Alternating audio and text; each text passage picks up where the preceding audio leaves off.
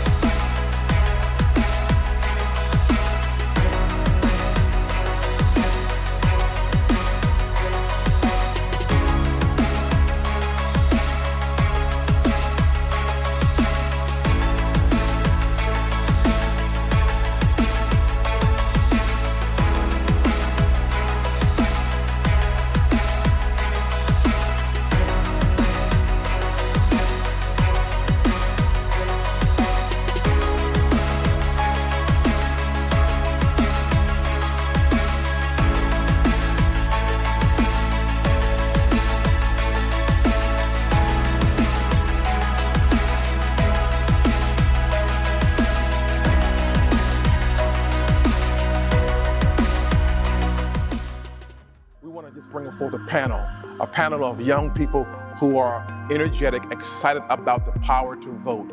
Their voices are strong, and we must always understand the world may try to silence us, but our voices must be heard. Has being able to vote actually been beneficial to Black folk? I want to say yes. And the only reason I'm saying yes is because when Black people feel empowered to do something, they do it phenomenally. You know, like when they brought in Obama, Black people were out in droves. You could not tell them that they were not voting for Barack Obama because they were going to stand there. If it was for 12 hours, they were going to stand there. You know, they meant that thing. And so they were empowered by like, oh, I can vote. I'm going to vote. So, you know, they use that influence. But then it's like with like the 2016 election, it's like, because everyone was so lesser two evils type thing. It wasn't like someone they were completely for. And it was, again, that whole Democratic Republican thing as opposed to who's just best for the country. Regardless of party, who is more beneficial to the Black community, to Black people as a whole, to the country as a whole, because it might not be the Democratic Party. So that's why I still want to I feel like this question is important. Has it actually been beneficial to us? Like, all props to Barack for being the first Black person to be president in this country. But even in that moment, was it beneficial to us? So are you asking, like, is it benefiting the Black people to vote? Yeah. Has that helped us out? Do we feel like it has actually helped us in a lot of ways? Especially when we look at now we see a lot of the same issues. Like last time we were sitting and we were talking about the state of the world right now. We were talking about this chaos, the resurgence in the civil rights movement in a manner of speaking. Knowing that we still are essentially dealing with a lot of these same issues, has voting actually helped us? You said yeah. What about you? I honestly, I say no. And the reason why I say no is because a lot of us Black people are voting very uninformed. We just go out and we stick a dot next to a name that we think we're supposed to, or some people, we literally show up and just guess. There are people that guess. And I think that is really not good for us. Like we're a lot of us feel compelled to exercise our right to vote because so many of our ancestors had to fight for it. Mm-hmm. So as far as helping us, a sense of pride, a sense of being to have the ability to vote, yes, it has helped in certain kinds of interpersonal ways. But as far as our place here in this country, because of the way that we vote as a collective, I don't believe it has helped us.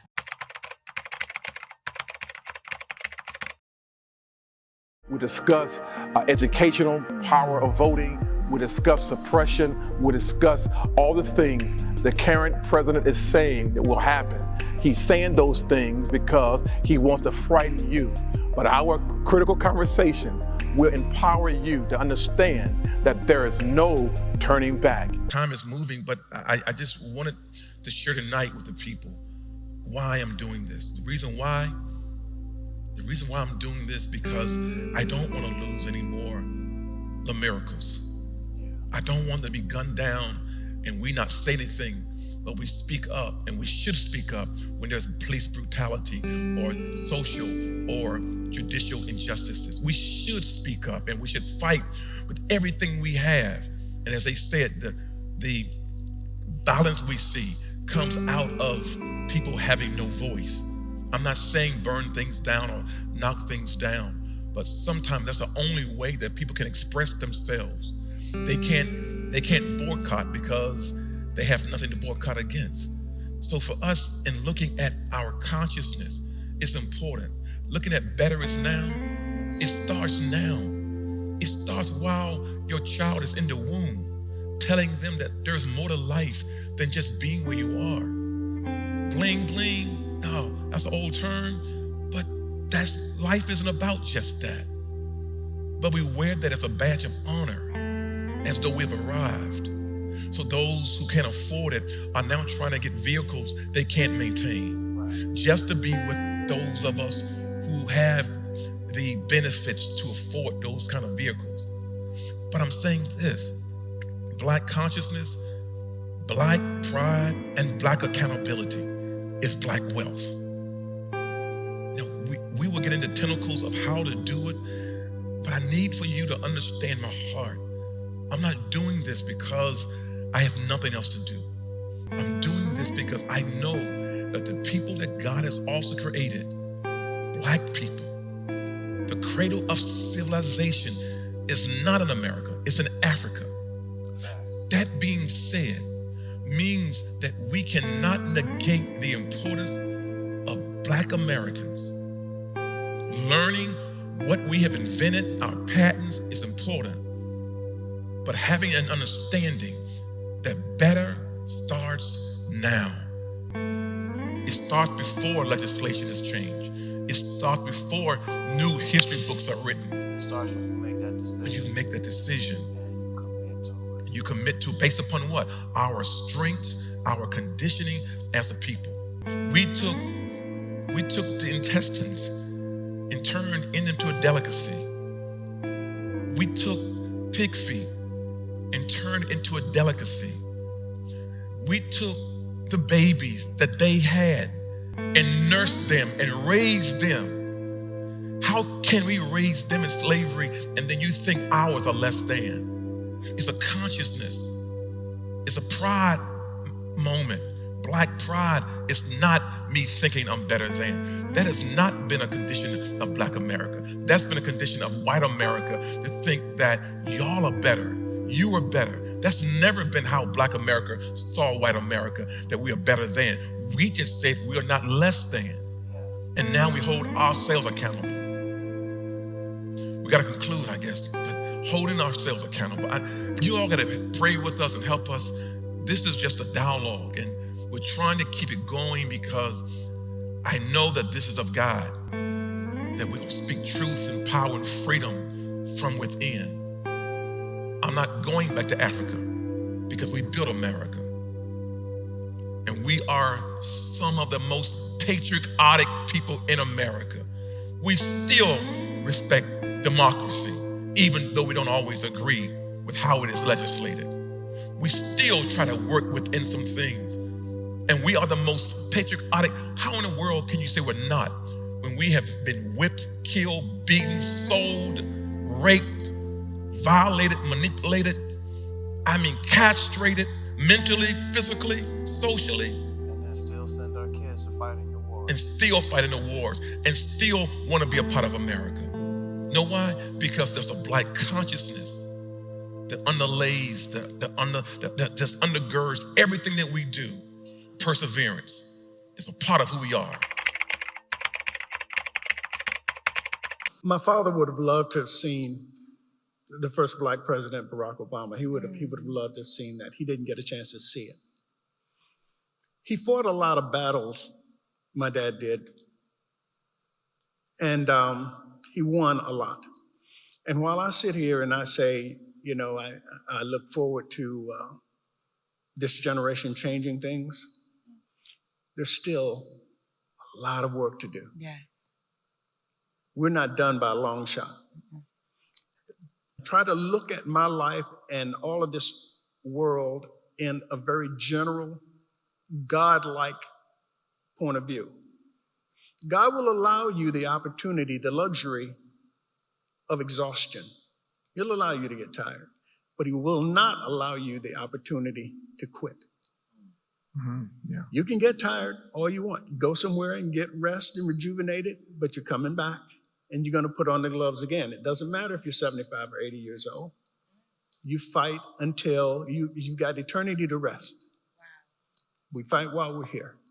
And that's where I am now. So the battle, like I said, is huge. Yeah. There's a lot to do. There's a lot of problems still.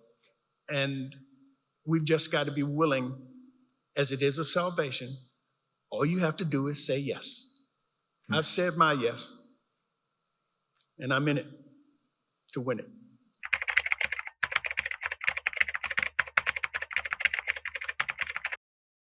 I think that we must be willing to take the plane, the train, the bus, the car, the bicycle, or walk. Whatever is going to bring wholeness to our community, we can't just look at it in a tunnel vision. We can't always apply, for example, there is no vaccine for COVID-19. It is a new strand of virus. So we have to be willing enough not just to be flexible, but to be fluid. Because when you're flexible, at some point you still break. But when you're fluid, you're willing to shift and change, and it's easier to go around corners that you didn't expect when you're fluid. And so there is no easy answer to where we find ourselves. We didn't get here overnight.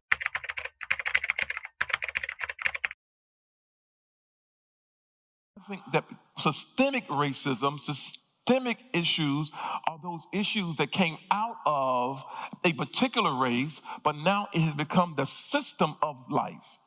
So it's not just white people. I think that we have put it in the systems. So in order for us to really walk together, we got to now attack the systems and not attack all white people or all police or all black people. We can't do that. I think that we have to be able to find a way that we don't paint all white people and all police as bad.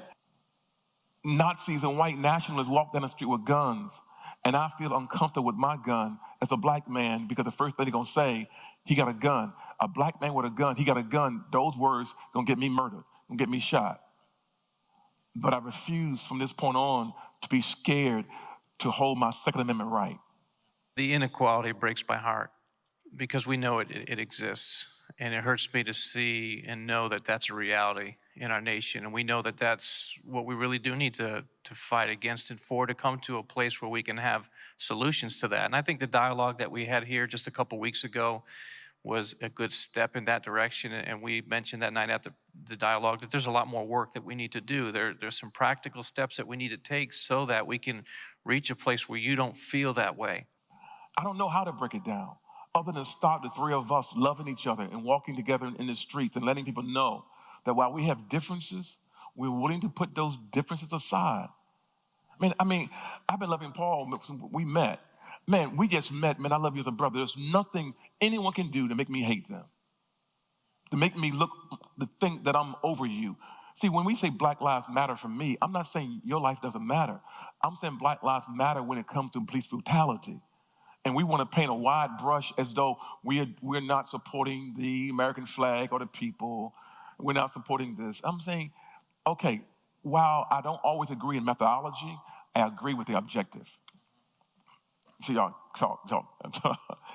Just know that I love you. You know, one of the things that, and I'll say this time and time again, is that there have been men who have taken time in my life to take me under their wing and to love me and help me to understand.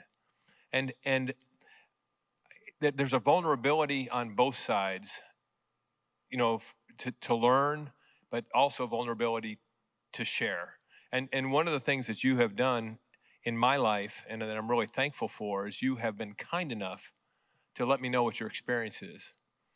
And in that kindness, that has increased what God is doing in my life in the area of, you know, in the area of unity, in the area of justice, in the area of you know, loving the other, you know, somebody who's different than me. And it has radically changed who I am. Yes. We've shifted away from a village to now we're trying to get this dollar so that we have power in this society that has continually sought to divide us.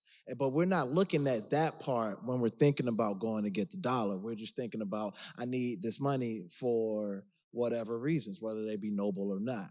Like, you know, people sell drugs because their kids need food, right? It's like you're poisoning your community, but you're trying to feed your daughter.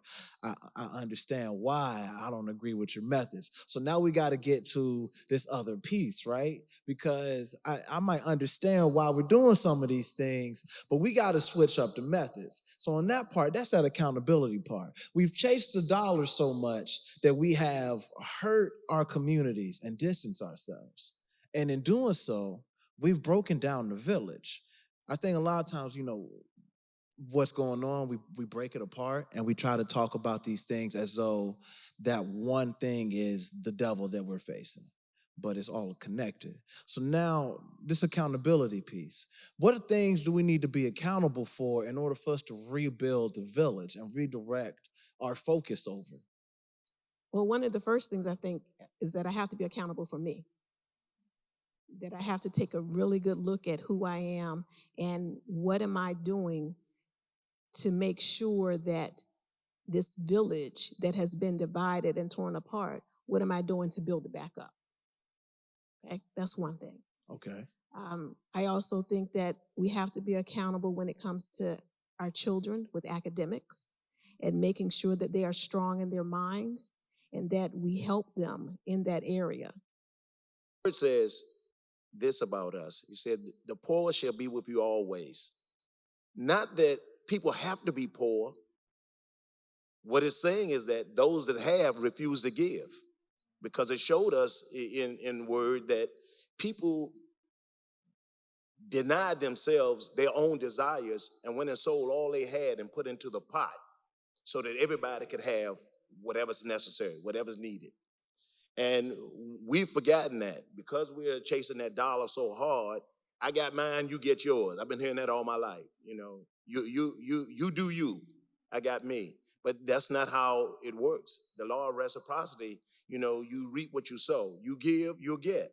So here it is. We're standing in opposition. I look at us as a people, and I'm hurt because the people that are in position, you know, the multi-million-dollar entertainers, the multi-million-dollar athletes, Even all the black churches, I'm looking at, they're talking about us as a people, saying that we spend 1 point something trillion a year. So we're the mass consumers in this place. Right. We spend more money than anybody. So if we pooled our monies together, we can have our own banking institutions, our own schools of higher learning, to make sure that our children are being taught necessary stuff. I think this is a struggle that we as Black people have. When we are at the table, when we have that seat at the table, we have to make a choice. Do I speak up and then be branded that Black person that, is too pro-Black? Or do we speak up, or do we not speak up and keep our job? So it's a real struggle. And so one of the things that my mom taught me growing up is pick your battles. If it's something that's worth fighting for, fight for it, regardless of the consequences. But, pick your battle. The things that make me who I am is not so much as my color, it is my consciousness based upon my cultural upbringing. But what makes me, it is what I believe to be my core values. What the person I become because of what I believe in. So you said it right. I think we have to pick our battles. And I think that we also have to pick battles that we aren't necessarily directed or directly impacted by, which means that I am my brother's keeper. I am my sister's keeper, that I just can't be comfortable in my own square footage. And then you're homeless and you don't have the level of education that you need. And so this part of accountability is so important to me because I see there are so many people. I mean, and thank for God that Black America, and we have come a long way. We've done some great things. For the majority of us, we have excelled educationally. But again, we still don't have the information being passed on to the next generation that we used to have. I would say one thing I would say, because we have to move on to pride and accountability. I would say this: perhaps we have shifted our value system, and we have made some things at one point wasn't as essential, and made those things that were not essential the top of the list. I hope I got it right. So we took some of the non-essentials and made them essential, and we took some of the essentials and made them non-essential. I think we've lost perhaps our value system. Getting back to, again, Black consciousness means Black awareness of Black survival for me. It is what shaped us. We wouldn't be here unless we had enough people who were willing to suffer and believe God would resolve their concerns, that God will deliver them. Come down Moses. We had a lot of Moses come through our culture. So we're looking at now that I don't think that we can just give one answer, because I'm in a different place now than I was at your age. I have different needs than you may have at your age. So that means that I need a different diagnosis. But one thing, we have to challenge our people and challenge Black people. These are critical conversations, and most of us don't want to have them. We want to go through life and blame the white man and blame everything else, but not take accountability for being late, not take accountability for not getting up when we need to get up and do certain things. That's not the majority of our people. The majority of our people are strong. But I'm looking after, as Christ said, if 99 sheep are found and one is lost, go after that one. So don't get mad at me because I'm dealing with the one lost sheep. I'm trying to help this one lost sheep. So if you are healthy and you're giving back, I'm not talking to you. Don't get mad at me for bringing these issues up. But when you see and hear about these kids murdering one another, when you hear about the educational system and they are graduating but can't get a job because they have no skills and no real education at all.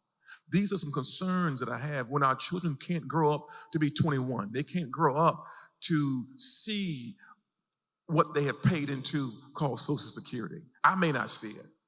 But bottom line is, I don't want to get into the political issue. It is that now I do want to get in. We got about maybe a couple more minutes. The Black community must be willing to hear and discuss the least in our community. Those who aren't where we are in middle class. You know, we can't just be settling in middle class and then say, I'm not you, but by the grace of God, that could be me. And that's how I have to see it. So I can't, I'm gonna take whatever you need me to do, I'm gonna take a bus. Whatever, if you need me to take a train, I'll get a train. If I gotta get there by plane. Stop being afraid to ask for help. As a teacher, this is one of the things that honestly gets on my nerves the most, because after I've sat and given them a bunch of opportunities, like, yo, anybody need help? I got time. This is all that's left. I'm here to answer questions. And nobody asks questions. But then when there's a test or a quiz, people were like, I don't understand it. I didn't this, that, and the third. But every other opportunity that I gave you to ask me a question, to get some help, you turned it down. You stayed silent. One of the things people have to stop doing is they got to stop suffering in silence. I understand that asking is hard, but so what? The hard things are the things that tend to be worth doing. And I don't mean to belittle anybody's struggle with that, but I say so what because you still need to get up and go do that. So if we're talking about accountability, there are going to be things that you need to do that are going to be hard to do. You have to face down the fact that I didn't always do everything right, and I made some mistakes. Now I need to fix them. And if I can't fix them on my own, I need to ask for help. Not asking for help is a sign of your pride, and that will be your downfall. So ask. It doesn't matter what the question is. Start asking more questions. Questions lead to answers and they open doors, but they will stay closed to you if you never knock. Sometimes you don't even jiggle the handle to see if it'll open, and it just might. But so what I would say for this accountability piece is to own up to whatever it is that you've been doing, good, bad, or indifferent, and start to ask more questions of yourself and questions to whoever else may have an answer or could point you in a better direction. Amen. I'm still trying to teach my son that lesson. That was really good. In terms of accountability, again, I think we have to look within ourselves and see who are we accountable to. How can I be more accountable? And in what areas do I need to be accountable?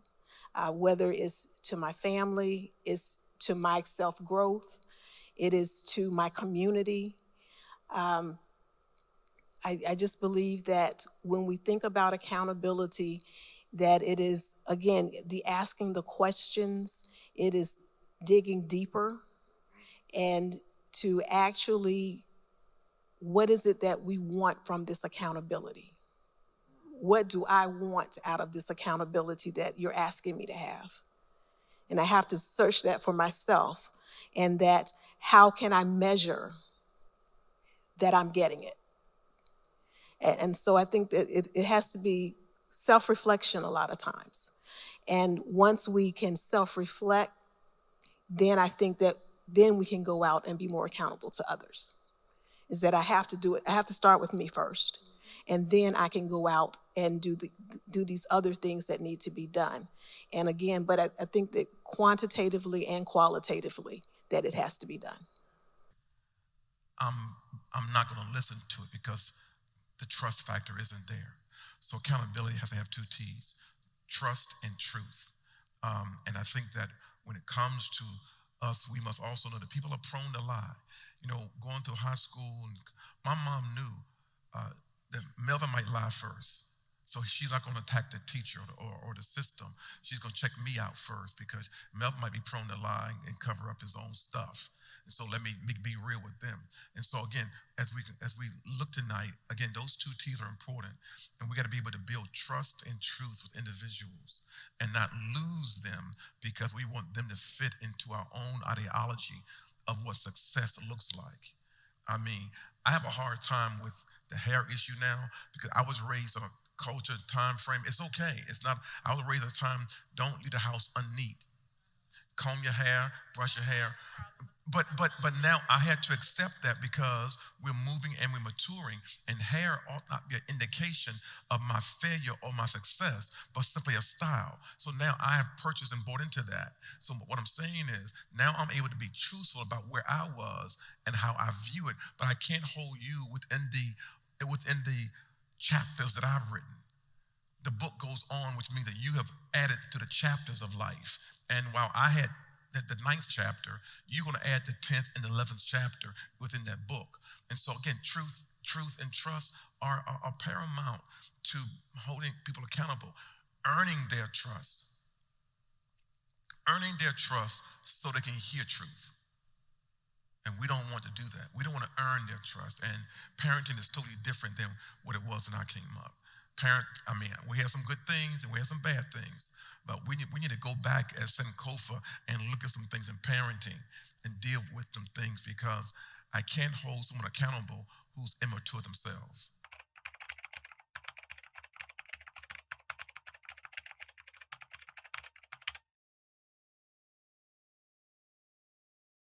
Those of us who have a few years behind us marvel at the fact that we didn't find out what Hidden Figures was until late in life. And I realized what a tool ignorance is. It ends up being the enemy, the darkness that every educator, every teacher, every parent has to face and fight. That's what you fight. And when you eliminate it, you bring up that consciousness by just eliminating the ignorance. Yes. And you can't help it if you don't know. I've pointed out in recent days to white people who never heard of Hidden Figures either.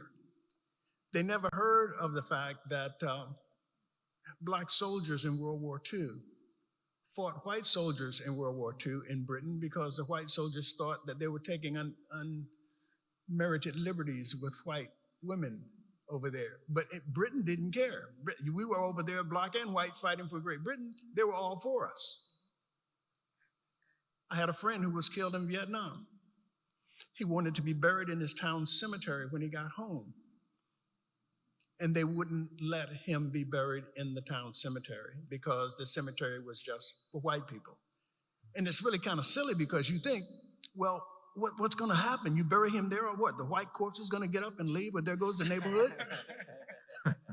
And it all gets really ridiculous. And that's why I'm so inspired by this younger generation now and what they're seeing. They're not just looking at the world, they're actually seeing it. They're seeing what's there. And with the help, I don't know what parents and mentors and people are telling them now, this generation is going to change things. And I'm sitting back and watching and just marveling. And it's very, very inspiring. And it really generates a lot of hope in my generation. God has laid it on my heart because there is so much value in us as a people, and there is so much strength in us as a people, and there is so much power in coming together. And that's why God led me to this place. Better is now. Better is now is not about waiting for the manifestation. A lot of us say, well, when my ship comes in or when I get this new job. Better is now starts with an awareness that when I change my mindset, better has already been initiated. When I change my mindset, better is now, which means that even though I'm in this situation, I'm in this environment, because I'm able to think outside of my environment by exposure, I'm able to think outside of my environment, better starts with me. Not waiting until I get a new car, not waiting until I buy my first home. Better is how I view life now, outside of my plighted community. And so I am very happy to be where I am, but I also know that this is a season of life that God says, help people understand that better is now, has nothing to do with your later on manifestations. I hope you hear me. I'm glad that we're able to buy homes and have businesses, but better is now start before you get a business. It starts with the idea you can have a business. Yes. That's where we want to start, that you can live beyond your environment, even if it's poor and plighted. You don't have to stay there. And no matter what people call you and look down on you, that's not who you are. Better starts with an awareness.